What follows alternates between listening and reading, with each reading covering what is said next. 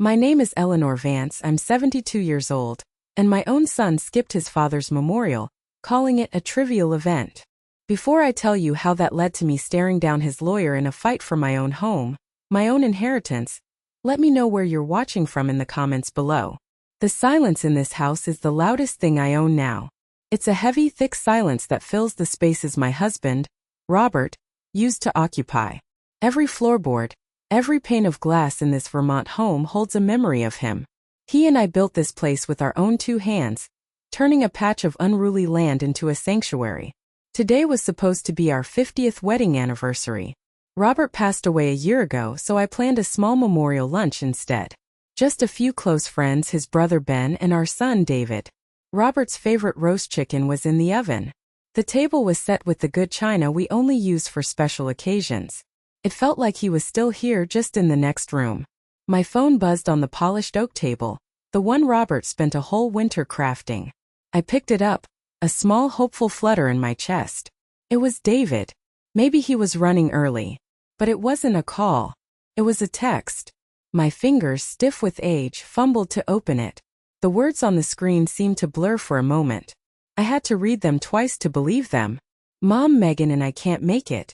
Important work conference in Aspen. Besides, it's just a trivial event for someone who's gone. Trivial. The word slammed into me like a physical blow. A trivial event. This was his father. The man who taught him how to ride a bike, who stayed up all night helping him with science projects, who mortgaged this very house to help pay for his college fund. Our love, our life together, it created him. And now it was trivial. A coldness spread through my chest that had nothing to do with the Vermont winter outside. I sank into a chair, the phone feeling heavy and cold in my hand. I couldn't even cry. It was a hurt too deep for tears. A hollow ache where a mother's pride used to be. An hour later, my best friend Carol arrived. She took one look at my face and knew. I didn't have to say a word. I just showed her the text. Her face hardened. Carol is not one to mince words. That boy, she began, then stopped, shaking her head. She helped me put the food away. Her comforting presence a small balm on a gaping wound. As we sat in the quiet living room, sipping tea we didn't want, she hesitated. Eleanor, she said softly, there's something, maybe you shouldn't see it. But I knew I had to. I needed to see the whole truth, no matter how ugly. She handed me her phone. It was a social media post from my daughter-in-law Megan. The picture was bright, vibrant, and painful. There she was, grinning from ear to ear, decked out in expensive ski gear. Behind her, the snow-capped mountains of Aspen, Colorado, glistened under a brilliant sun. And there was my son David, arm around her, raising a glass of champagne to the camera. They were laughing. The caption felt like a slap in the face. Celebrating David's huge deal. A much-deserved getaway. #AspenLife, #promotion. No conference. No important work meeting. Just a lie. A cold, calculated, easy lie. They weren't just absent. They were celebrating. They had traded his father's memory for a ski trip. It felt like a punch to the gut. The air left my lungs. They hadn't just forgotten Robert. They had danced on his grave. In that moment, staring at their smiling faces against a backdrop of snow and luxury, I realized the truth I had been avoiding for years. I hadn't just lost my husband to death. I had lost my son of it. The ultimate betrayal. I was so naive. They had chosen luxury over love. And just 1 week later they would call again. Not to apologize. Oh no. They called to demand something that would tear away the very ground I stood on.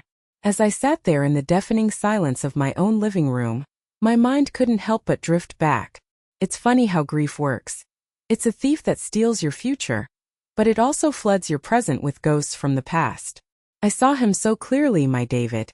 Not the cold stranger in the Aspen photograph, but the little boy with scraped knees and a brilliant, toothy grin who used to run into this very room, shouting about a frog he'd found by the creek.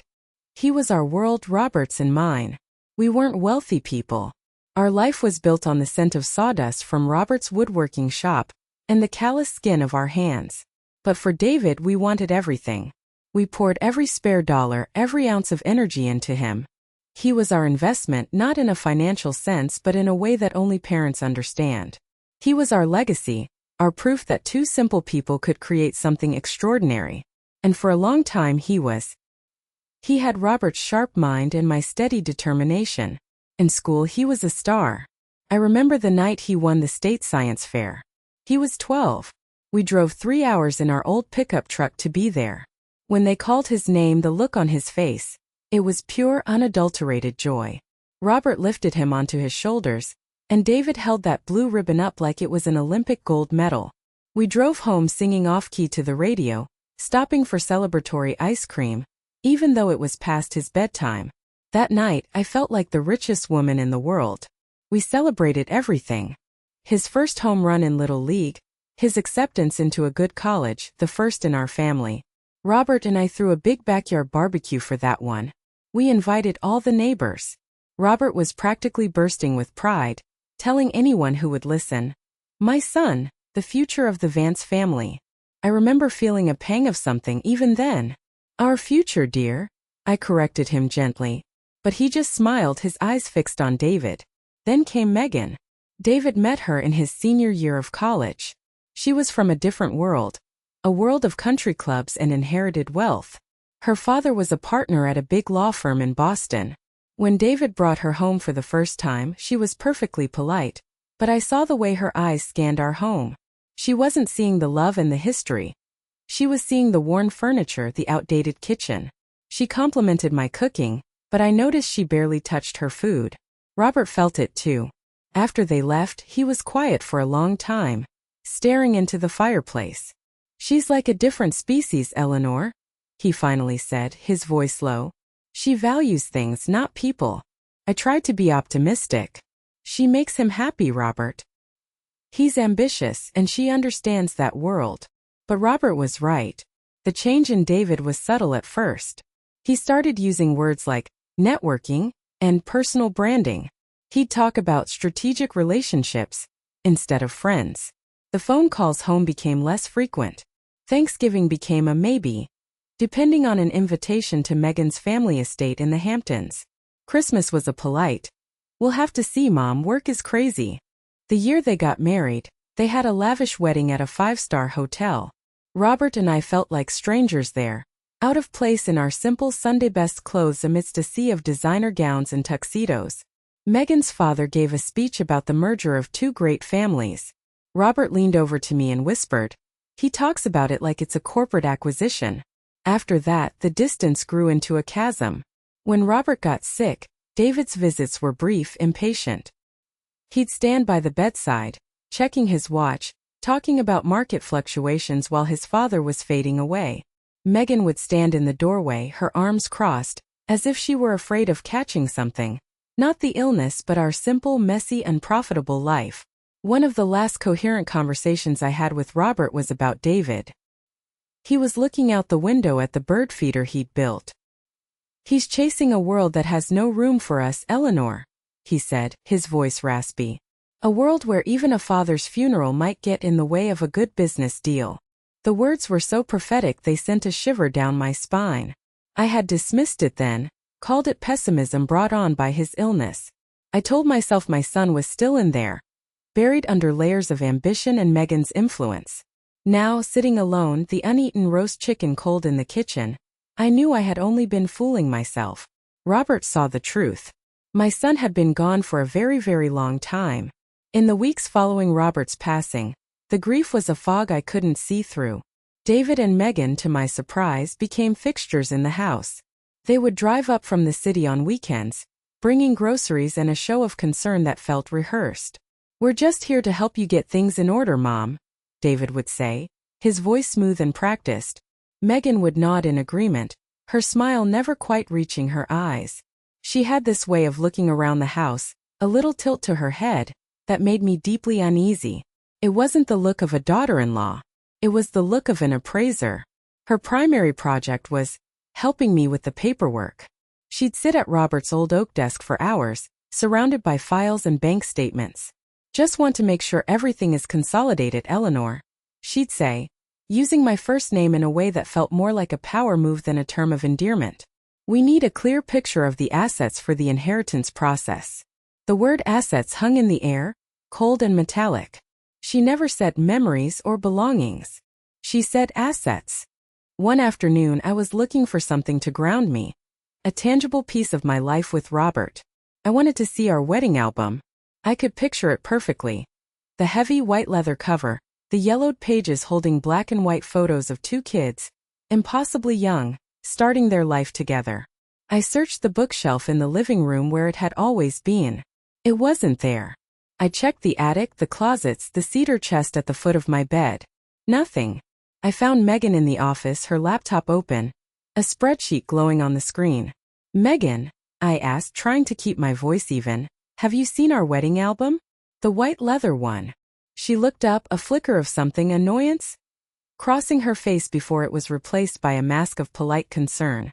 "Oh goodness," she said, tapping a perfectly manicured finger on her chin. "I did some clearing out of those shelves last week. So much clutter. It must be in one of the boxes I packed for donation." Donation? My voice was barely a whisper.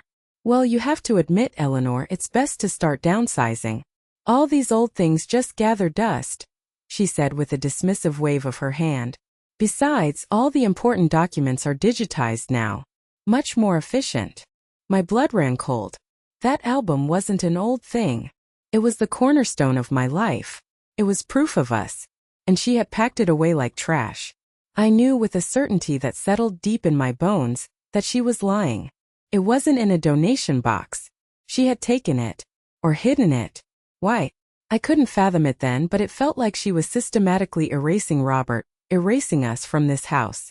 The incidents kept piling up, small cuts that bled me of my peace of mind. A week later, David called. His tone was breezy, the fake warmth he used when he wanted something. "Hey, Mom. So, I was talking to a developer friend of mine," he started. "And he mentioned that the plot of land at the back of your property, the one by the woods, it's prime for development. They'd pay a handsome price for it." "David, no," I said immediately. "Your father planted that entire grove of apple trees there. It's where he built your treehouse." He let out an exasperated sigh, the sound crackling over the phone. "Mom, a treehouse? That was 30 years ago. We have to be practical. Think of the upkeep costs of this place. That money could go into a retirement account for you. It's just smart financial planning." "It's not for sale," I said, my voice firmer than I expected. "It's part of the home. It's part of the property," he corrected, his voice losing its warmth and taking on a sharp, lawyerly edge I recognized from Megan. "You need to start thinking of this place as an investment, not a museum." I hung up the phone, my hand trembling. A museum. That's what my life was to him. A collection of dusty relics with a price tag. I walked to the back window and looked out at the apple grove. The trees were bare, their branches stark against the gray winter sky, but I could see them in full bloom, could almost smell the blossoms. I could see a small boy with my son's face scrambling up a rope ladder. They weren't just chipping away at my belongings. They were trying to chip away at my memories, to convince me that the things that held the most meaning were worthless. That missing album, the talk of selling the land, it wasn't about cleaning up or financial planning. It was a strategy. It was a siege. They were testing my defenses, seeing how much I would let them take before I broke. I looked at the desk where Megan had sat, where she had called my life clutter. I felt a cold dread creep over me. I had a feeling the most valuable asset she had been looking for wasn't a bank statement or a stock certificate. It was the deed to my house. And I suspected this was just the beginning of their plan to get it. 1 week. That's how long the silence lasted after the skipped memorial and the Aspen photos. 7 days I spent walking through my home like a ghost, the silence punctuated only by the ticking of the grandfather clock in the hall, a clock Robert had lovingly restored. Each tick felt like a countdown to something I couldn't name. And then on a Tuesday afternoon, the phone rang, shrill and demanding. It was David. For a foolish, hopeful second my heart leaped. Maybe this was it. The apology. The moment of clarity where he would say, "Mom, I'm so sorry. I was an idiot. Forgive me." A mother's hope is a stubborn, resilient thing. It's also I was learning a foolish one. "Mom," he said, his voice brisk and devoid of any warmth. There was no, "How are you?" No, "I'm sorry." He launched straight into his agenda as if we were in a business meeting. "Megan and I have been talking." I waited, my knuckles white as I gripped the receiver. We've been running the numbers, looking at your situation, he continued, his tone that of a financial advisor discussing a failing stock. And we've come to a decision. It's time for you to sell the house. The words hung in the air, so cold and sharp they might as well have been icicles. I was so stunned I couldn't speak. Sell the house? My home? The place where I had raised him, nursed him through fevers, celebrated his birthdays? The place where I had held his father's hand as he took his last breath? What? The word came out as a choked whisper. What are you talking about? Let's be realistic, Mom, he said, and I could hear the impatience in his voice, the sigh he was holding back. This house is way too big for you. The heating bills alone must be astronomical. The property taxes, the upkeep. You can't manage it all on your own. You'll become a burden. A burden. The word was a slap. After a lifetime of sacrifice, of putting his needs before my own, I was being reduced to a line item on his expense sheet. A liability.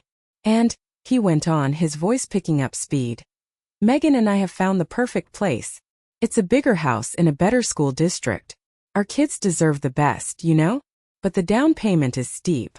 This is where you can help. Think of it as your contribution to your grandchildren's future. It's the logical next step. My mind was reeling. I felt a dizzying sense of vertigo, as if the floor had dropped out from under me. He was talking about his children's future while actively trying to demolish my present. He was using his children, my grandchildren, whom he rarely let me see, as leverage to make me homeless. He wasn't asking. He was informing me of a decision that had already been made in a boardroom I wasn't invited to. David, I started, my voice trembling. This is my home. It was your home, he corrected, his voice as sharp as broken glass. Now it's an asset. It's equity tied up in a depreciating property. We need to liquidate it. Megan's already spoken to a realtor.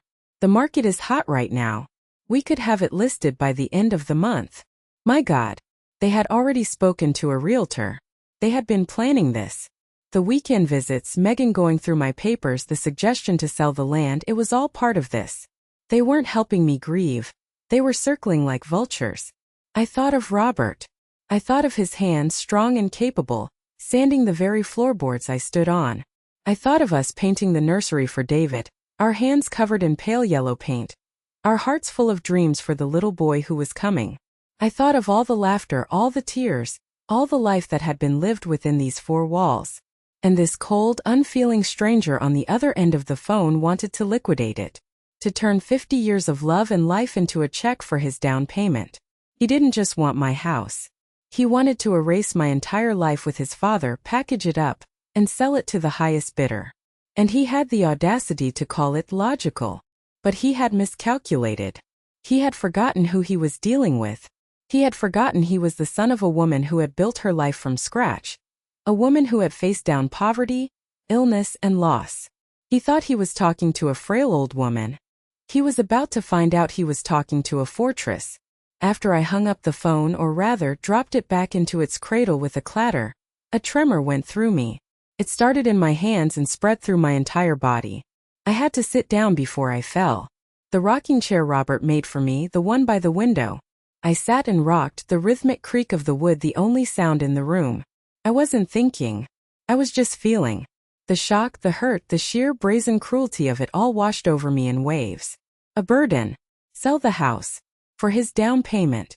For a few minutes I let the despair take hold. I was 72 years old. A widow. My only son saw me as an obstacle. A bank account to be emptied. What fight did I have left in me? Maybe they were right. Maybe it was easier to just give in. Let them take it. Let them have the last word. Then through the fog of grief and shock, I saw Robert's face in my mind. Not the frail man he was at the end, but the strong, stubborn man I married. The man who would come in from his workshop, covered in sawdust, and say, "Never let anyone push you around, Eleanor. Not ever." A different feeling started to bubble up from deep inside me, hot and fierce. It was anger. A clean, pure anger that burned away the despair. How dare they? How dare they try to bulldoze my life, my home, my memories? How dare they stand on the foundation Robert and I built and try to tear it down for their own selfish gain? The tremor in my hands stopped. I stood up, my back straight. The first person I called was Carol. She answered on the second ring. I didn't even say hello. I just said, "He wants the house." There was a pause, and then Carol said one word, her voice low and dangerous. "No. He's already talked to a realtor, Carol. He called me a burden." "I'll be there in 10 minutes, she said and hung up. True to her word, she pulled into my driveway less than 10 minutes later, her face a thundercloud. She walked in, took one look at me and wrapped me in a fierce hug. "We are not letting those vipers win," she said, her voice muffled in my shoulder. "Not on my watch." Her strength was contagious. With her there, I didn't feel so alone. We sat at the kitchen table, the one that had hosted decades of family meals, and we made a plan. "You need a lawyer," Carol said, her practical nature taking over. "Not just any lawyer. You need a shark. But a friendly shark." My mind immediately went to Arthur Henderson. Arthur had been Robert's friend since they were boys. He was a semi-retired lawyer in town, a quiet, methodical man with a reputation for being as honest as the day is long, but tough as nails when he needed to be. I hesitated. I hadn't spoken to him since Robert's funeral. I didn't want to be a bother, to drag him into my family's ugly drama. I almost gave up right then. The thought of airing all this dirty laundry was mortifying. I've always been a private person. But then I looked around my kitchen, at the faded height chart we'd marked on the doorframe for David, at the little clay handprint he'd made in kindergarten that I still kept on the windowsill. This wasn't just about money or property. It was about my life. It was a fight for my right to exist in the space I had created. I took a deep breath. "You're right," I told Carol. "I'll call Arthur." My hand was steady as I dialed his number. His voice on the other end was just as I remembered it, calm, deep, and reassuring. "Eleanor," he said warmly. "It's good to hear from you, though I wish it were under better circumstances." I told him everything. I didn't hold back.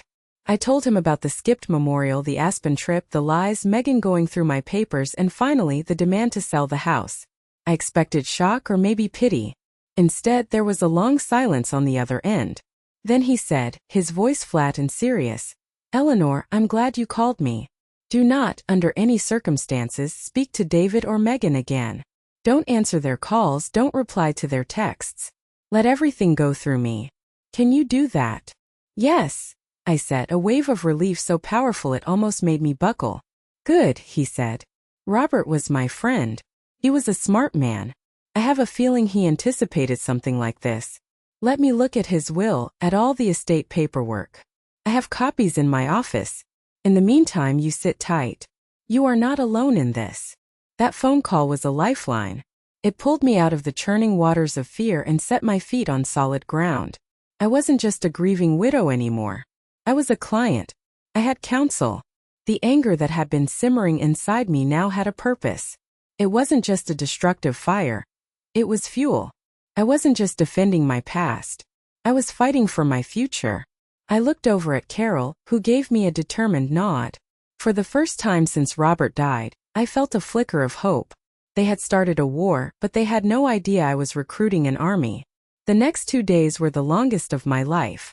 I followed Arthur's instructions to the letter. When David called, and he did 3 times, I let it go to the answering machine. His messages grew increasingly irritated. The first was a clipped, "Mom, call me back. We need to discuss the realtor." The last one was sharp, angry. "Mom, I don't know what game you're playing, but this is childish. Call me." I listened to his voice, so full of entitlement and anger, and I didn't even flinch. Something inside me had hardened. On Thursday morning, Arthur called me. "Eleanor, can you come down to my office? There are some things we need to discuss in person." His tone was calm, but there was an underlying seriousness that made my heart beat a little faster. Arthur's office was in an old brick building downtown, filled with the comforting smell of old books and leather. He greeted me with a warm, sad smile and led me into a conference room. A thick file folder sat on the polished table between us. "Coffee?" he asked. I shook my head. "I just wanted to know." He opened the folder. "I've gone through everything, Eleanor," he began, pushing a document across the table toward me. "This is Robert's last will and testament. It's ironclad." Picked it up. The legal language was dense, but Arthur walked me through it. The key phrase was clear.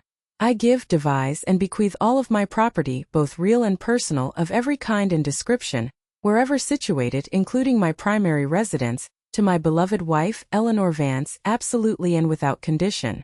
Absolutely and without condition, Arthur repeated, his voice firm. David has no legal claim to this house while you are alive. None. He is named as the beneficiary after you pass, but you have every right to live in it, sell it, or even burn it to the ground if you so choose. It is yours and yours alone. He then slid another folder across the table. This is a summary of your financial situation. Robert was a meticulous man. The mortgage on your house was paid off in full on April 12, 2014. You have a healthy pension from the school district, and Robert's life insurance and investments have left you with a savings portfolio that is more than sufficient for you to live comfortably for the rest of your life, including any potential long-term care needs. David's claim that you would be a burden is, to put it mildly, a complete and utter fabrication. I stared at the numbers on the page. I had always let Robert handle the finances. I knew we were comfortable, but I had no idea of the security he had so carefully built for me. The love in those dry financial figures was overwhelming. He had protected me even after he was gone. But Arthur wasn't finished. He leaned forward, his expression grim. There's more, he said. I did some digging, as Robert would have wanted me to. I have a friend who works in cybersecurity. On 3 separate occasions in the month after Robert's death, someone attempted to access your online banking and investment portals using your personal information. The attempts were blocked by a 2-factor authentication system that Robert had set up on his own phone, which obviously no longer works. He paused, letting the weight of his words sink in. The IP address those attempts came from is registered to a law firm in Boston. Megan's firm, I whispered, the room suddenly feeling cold. Precisely, Arthur confirmed. She was fishing, trying to see exactly what you had. When she couldn't get in, they resorted to psychological tactics, making you feel old, incompetent, and poor, to manipulate you into giving them what they wanted. It all clicked into place. The feigned concern, the sorting of assets, the missing wedding album to make me feel disoriented, the lies about the house being a financial drain. It was a coordinated predatory attack. They weren't just greedy. They were cruel in a way that was calculated and surgical. They had a plan, a script, and I was just a character in their play, the foolish old mother who was supposed to sign her life away. I thought of David, my little boy, now a man who would conspire with his wife to financially and emotionally terrorize his own grieving mother. The last vestiges of maternal hope I had for him withered and died in that conference room. So what do we do? I asked Arthur, my voice low but steady. He closed the file folder with a decisive snap. We wait, he said, a glint in his eye. We wait for them to make the next move. And when they do, we will be ready. He was right. They thought they were dealing with a confused, sentimental old woman. They had lied about my financial status, they had lied about their reasons, they had tried to hack into my accounts. They had underestimated me. They had underestimated Robert. And now, armed with the truth, I wasn't just a fortress anymore. I was a fortress with cannons, and I was just waiting for them to get within range. The call came the very next day. I was in the kitchen kneading dough for a loaf of bread. A simple grounding task when the phone rang. I saw David's name on the caller ID. My heart gave a single hard thump against my ribs, but my hands didn't falter on the dough. I picked up the phone and put it on speaker, just as Arthur had instructed. Carol, who had refused to leave my side, sat opposite me at the table, a silent, supportive presence. Mom! David's voice was clipped, stripped of any pretense of warmth. The impatient CEO talking to a difficult subordinate. Have you made a decision about the realtor? I took a slow breath, dusting the flour from my hands. I looked at Carol, who gave me a sharp, encouraging nod. This was it. The moment to draw the line not in sand but in concrete. David, I said, and I was surprised by the sound of my own voice. It wasn't the trembling, uncertain voice of a week ago. It was calm, clear, and cold as a Vermont winter morning. I've been talking to someone about my situation. Good, he said, misinterpreting my meaning. A financial advisor, I hope. They'll tell you I'm right. We need to move on this quickly. No, David, I said, pausing for effect. I've been speaking with a lawyer. Arthur Henderson. The silence on the other end of the line was immediate and absolute. It was so complete I could hear the faint hum of the refrigerator. I could picture him perfectly. Standing in his sleek, minimalist office, the confident smirk wiped clean from his face, his mind racing. He knew the name. He knew Arthur was his father's oldest friend. What? He finally stammered, his voice a full octave higher. Why would you do that? This is a family matter. It stopped being a family matter when you brought in realtors behind my back and tried to declare me a financial burden, I said, each word chosen with care. Arthur was kind enough to review my affairs. I let that hang in the air for a moment. Let him wonder what I knew. I know that this house was paid off years ago, David. I continued, my voice gaining strength. I know about my pension. I know about the investments your father so carefully set up for me. I know to the penny that I am not, and never will be, a burden to you. He started to sputter. A string of incoherent noises. Mom, you're misunderstanding the market. It's a complex situation. Oh, I think I'm understanding perfectly for the first time in a very long time. I cut him off, the anger I had suppressed now rising, controlled and sharp. I also know something else. I know about the attempts to access my financial accounts that originated from an IP address at Megan's law firm. The silence this time was different. It wasn't just shock. It was the silence of a cornered animal. It was the silence of guilt. Your father's memorial, I said, my voice dropping to a low, intense tone. The one you called a trivial event? That was the moment you lost the right to call this a family matter. That was the moment you forfeited your place in this home. Now listen to me very carefully, I said, my voice now like steel. You and your wife will never again speak to me about my property, my money, or my life. You will lose my number. You will forget my address. You seem to be very good at forgetting the things that matter. He started to argue, his voice a desperate, angry jumble of words. You can't do this. I'm your son. You owe me. That was the word that broke the last thread of my restraint. Owe you, I said, my voice rising. After everything your father and I gave you? Everything we sacrificed? You are owed nothing. I took a deep final breath. I thought of Robert, of our life together, of the love that still lived within these walls. And I delivered the final blow, using the very words he had used to shatter my heart.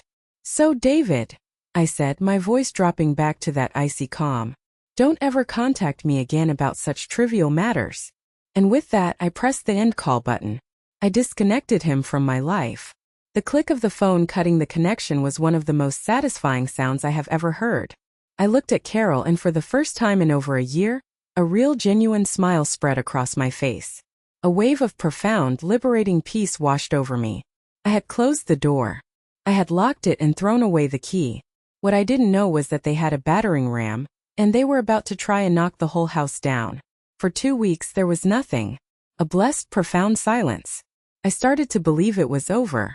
I started to breathe again, to sleep through the night without the tightness in my chest. Carol and I even started planning a small garden for the spring. Life was returning to the house. I was naive to think the war was won. I had won a battle, but my son and his wife were preparing for a far uglier, more personal assault. The letter arrived on a cold Tuesday morning. It came via courier, not the regular mail, which was the first sign that something was wrong. The envelope was thick, heavy, made of expensive cream-colored paper. Embossed in the top left corner was the logo of a prestigious Boston law firm. Not Megan's, but a bigger, more powerful one. My hands trembled as I slid it open.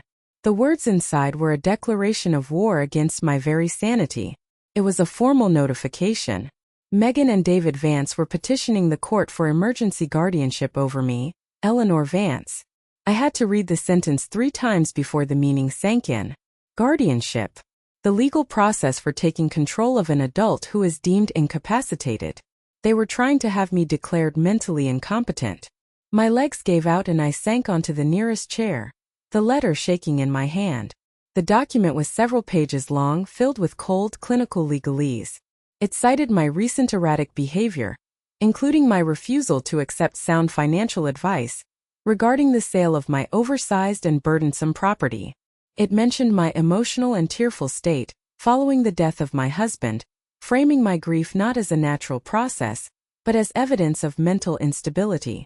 They even twisted my confrontation with David on the phone, describing it as a paranoid and hostile outburst. The letter was signed by a high-powered lawyer I'd never heard of. They were arguing that I was a danger to myself and my own financial well-being, and that for my own protection, control of my assets, my home, my savings, my pension, my entire inheritance from Robert, should be transferred to a responsible party. To David, it was diabolical. It was the most evil thing I had ever read. This wasn't about money anymore. This was a character assassination. They couldn't get the house by manipulation, so now they were trying to get it by stripping me of my autonomy, my dignity, my very identity as a capable human being. They wanted to turn me into a non-person, a ward of the state with my son as my keeper, so they could plunder my life savings without any opposition. A cold, terrifying fear gripped me. The kind of fear that leaves you breathless. What if they won? What if a judge, seeing a grieving old widow and her concerned, successful son, believed their lies? The thought of being trapped, of having David and Megan control every aspect of my life, was a vision straight from hell. They could put me in a home, sell my house, and I would be powerless to stop them. I felt a hot flash of shame crawl up my neck. They were going to drag my name, Robert's name, through the mud. They were going to paint me as a crazy old woman in a public courtroom. The humiliation was as terrifying as the legal threat itself. My first call was to Arthur. I could barely get the words out, my voice cracking with a mixture of rage and terror. I read him excerpts from the letter over the phone.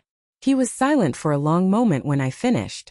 "Eleanor," he finally said, his voice grim but steady, "this is a despicable move.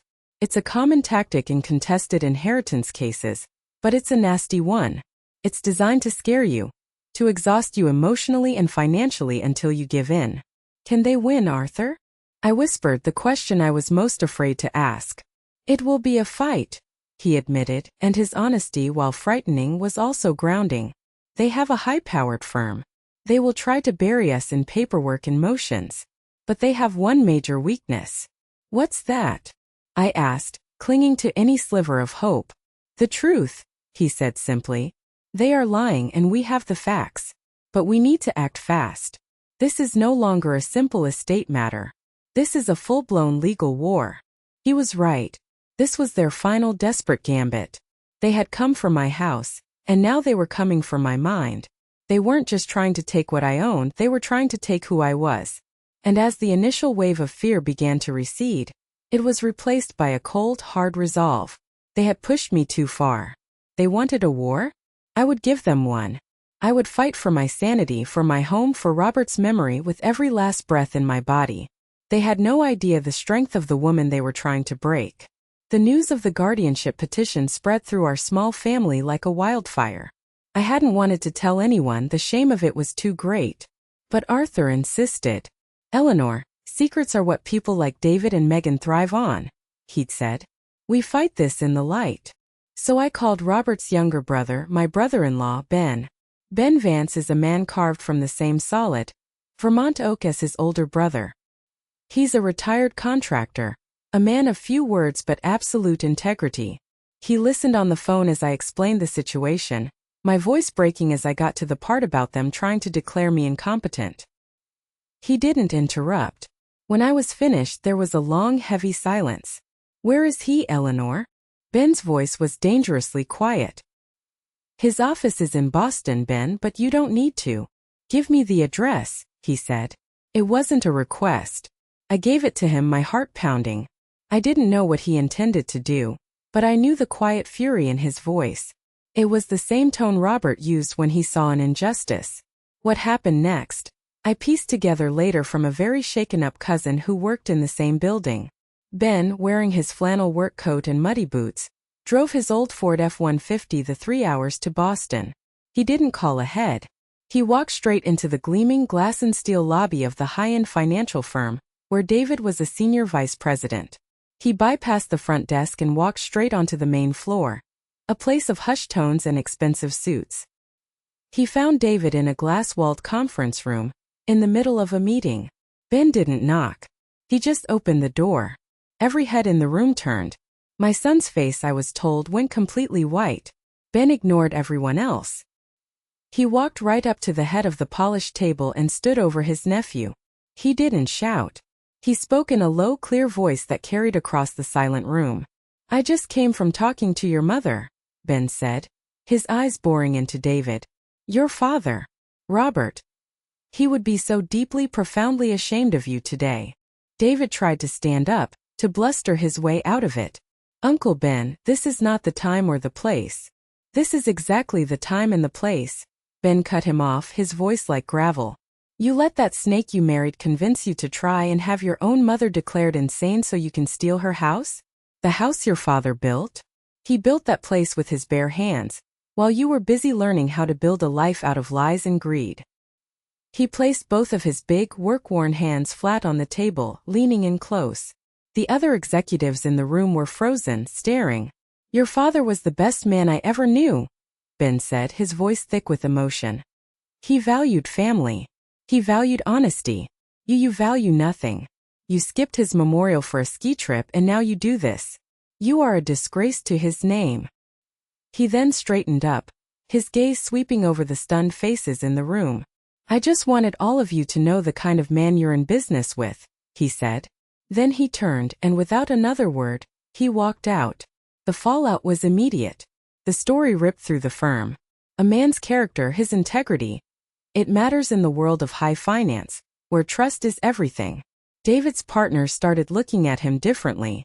This wasn't just a messy family dispute. It was a profound statement about his moral compass. The guardianship lawsuit, which had been a private legal matter, was suddenly a public relations nightmare for him. It became a liability, a stain on the carefully crafted image of the successful family man he had built. When Arthur heard the story, he let out a low whistle. "Well," he said, "Ben just did more for our case in 5 minutes than I could have done in 5 months of legal filings." He was right. David and Megan had counted on me being isolated. They had counted on shame and secrecy to be their allies. They never anticipated a man like Ben Vance kicking down the door and dragging their rotten scheme into the light of day. The intervention was a turning point. It wasn't just me against them anymore. It was the memory of Robert, the strength of family, and the simple, powerful force of decency against their calculated greed. The tide was turning, and they were about to be caught in the undertow. The pressure on David became immense. The confrontation with his uncle had done irreparable damage to his professional reputation. His firm, worried about the optics of a senior partner embroiled in an elder abuse scandal, strongly suggested he resolve his personal matters immediately. Faced with a crumbling career and a lawsuit that was now on very shaky ground, they folded. Less than 2 weeks after Ben's visit to Boston, a letter arrived from their lawyer. It was short and to the point. They were unconditionally withdrawing their petition for guardianship. There was no apology, no explanation, just a cold legal retreat. I read the letter and I felt nothing. No triumphant joy. No rush of victory. Just a vast, hollow emptiness. I had won. But what had it cost? I had lost my only child. The bond was severed, burned to ash, and there was no coming back from this. The silence that followed their surrender was heavier than the silence of my initial grief. I spent days just sitting in the house, the victory feeling as bitter as defeat. Carol grew worried. She would come over trying to coax me out, but the energy just wasn't there. The fight had taken everything out of me. One afternoon, she showed up with a determined look on her face. "Eleanor, you can't let them win this way," she said, taking my hands. "They tried to take your house, your money, and your mind. Don't let them take your spirit too. That's the last thing they can steal." She pulled me up from my chair. "Come on," she said. "We're going out." She drove me to the local community center. It was a bustling place, filled with the sounds of chatter and laughter. She led me to a small office with a sign that read, "Senior Outreach Services." Inside, a kind-faced woman named Maria explained what they did. They help seniors in the community, many of them widows or widowers living alone, with navigating the complexities of life, things like Medicare forms, bill payments, and understanding legal documents. "We have so many people who get overwhelmed," Maria explained. "They get confusing letters from lawyers or insurance companies and they get scared. They just need someone patient to sit with them, to help them understand." Carol looked at me. Eleanor, she said gently, you just went through a trial by fire with all that legal paperwork. You understand this better than anyone. I hesitated. The thought of looking at another legal document made my stomach turn. I almost refused. This could be a good place for a strategic pause where I could tell the audience, you might think this is where the story ends with a quiet victory. But the most important part was just beginning. Learning how to truly live again. But then I looked around at the faces in the community center. I saw the same fear and confusion in their eyes that I had felt. I saw people who were being targeted because they were older, because they were alone. And I thought about the security Robert had left me, the knowledge Arthur had given me. What good was it if I just kept it locked away in my quiet house? Okay, I said, my voice quiet but firm. I'll try. I started volunteering 1 day a week. Then 2. I would sit with people like me, people whose hands shook a little as they held a confusing bill, and I would help them. I'd explain what the jargon meant. I'd help them make a budget. I'd tell them when they were being scammed. I shared my own story, not all the ugly details, but enough for them to know they weren't alone. A funny thing happened. The more I helped them, the more I helped myself. The emptiness inside me began to fill up with something new. Purpose. The anger I held toward David began to transform. It was no longer a destructive poison but a protective shield I could extend to others. I made new friends. Carol and I formed a little group with a few other women from the center. We called ourselves the Silver Sentinels. We'd have potluck dinners at my house. We'd go on day trips. My house, which had been a silent tomb of memories, once again filled with laughter. It was a different kind of laughter, the laughter of women who had seen it all and had come out the other side stronger and wiser. I hadn't just saved my home. I had started to rebuild my life. I had lost the family I was born into, but I was discovering the power of a chosen family. The family that shows up, that listens, that fights alongside you. I was no longer just Robert's widow or David's rejected mother. I was Eleanor. And I was finally starting to feel like myself again. Years have passed since that dark time. The house is still quiet in the mornings, but it's a peaceful quiet now, not a lonely one. It's filled with the scent of baking bread and the sight of new photos on the mantelpiece. Photos of me and Carol on a trip to the coast. Photos of my Silver Sentinels, laughing around my kitchen table. I never spoke to David again. I hear things through the family grapevine. He got his promotion. They bought their bigger house. They have a life that from the outside looks shiny and perfect. But I also hear that it's a cold life. A life of transactions, not connections. I don't wish them ill. I simply don't think of them at all. They are ghosts from a different lifetime. My life, on the other hand, has become richer than I ever could have imagined. My work at the community center has grown. We started a financial literacy program for seniors, empowering them to protect themselves from the kind of predatory behavior I experienced. My experience, which was meant to break me, became my greatest tool to help others. That is a beautiful, unexpected irony. And that wedding album, the one Megan so carelessly tossed aside? I never found it. So I made a new one. It doesn't start with a black and white photo of a young girl in a wedding dress. It starts with a photo of me and Carol, laughing on a park bench. It's filled with pictures of my new friends, my garden in full bloom. The thank you cards from people I've helped at the center. It's the story of my second act. My legacy won't be this house or the money in the bank. Robert's true inheritance wasn't financial. It was the strength and integrity he instilled in me. My legacy will be the lesson I learned and now share. That your worth is not defined by how your family treats you. Your value is inherent. It cannot be taken away no matter how hard they try. Family isn't always about blood. Sometimes the family you choose is the one that truly saves you. The people who see your tears and sit with you in the dark, who celebrate your strength and remind you of who you are when you've forgotten. That is family. My story has a peaceful ending, but the journey to get here was filled with pain and fighting for my own dignity. And I know I'm not the only one. Maybe you're watching this right now and my story sounds painfully familiar. Maybe you felt the sting of betrayal from the very people who were supposed to love you unconditionally. Maybe you've been made to feel small or burdensome or foolish. I want you to know you are not alone. Share your story in the comments below. How did you find the strength to set a boundary? Who became your chosen family when you needed it most? Your experience, your survival, could be the lifeline that someone else needs to read today. Let's create a community here. A place where we can listen to each other and heal together. Thank you so much for listening to my story. If it resonated with you, please consider giving this video a like and subscribing for more stories. Remember, you have the right to protect your peace. You have the right to choose yourself. And you have the power to rebuild no matter how much was torn down.